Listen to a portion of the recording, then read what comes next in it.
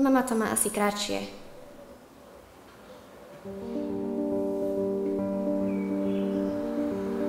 Alebo trochu dlhšie? Neviem presne. Ale riflovku nosí určite. A rúž.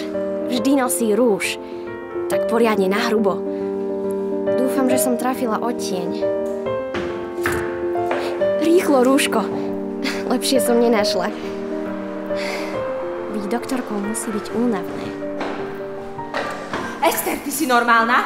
Čo tie vlasy? Šmykaj do školy. Popoludní ťa dám ostrihať. A po škole rovno domov.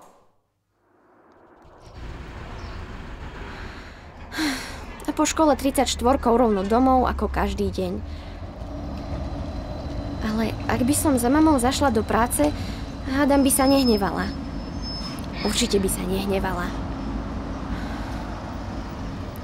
Idem.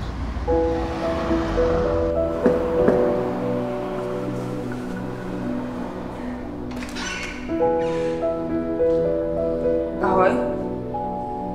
Si tu sama? Kde máš mamu? Ona tu pracuje. Ako sa voláš? Ester Jansenová. Doktorka Jansenová, to mi veľa nehovorí. Dobre, pozriem sa, okej? Počkaj.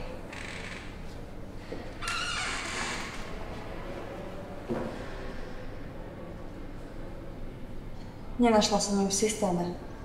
Vieš jej číslo? Musíš predsa vidieť číslo na svoju mamu.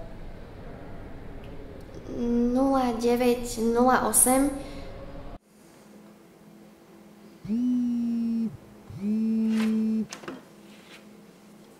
Prosím?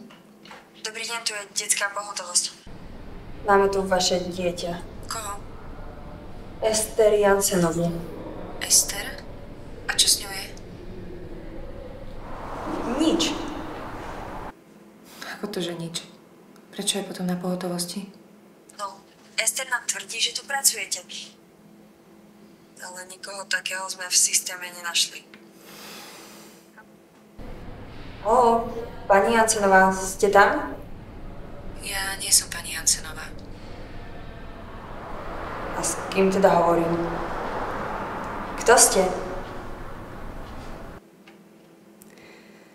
Tu je detský domov.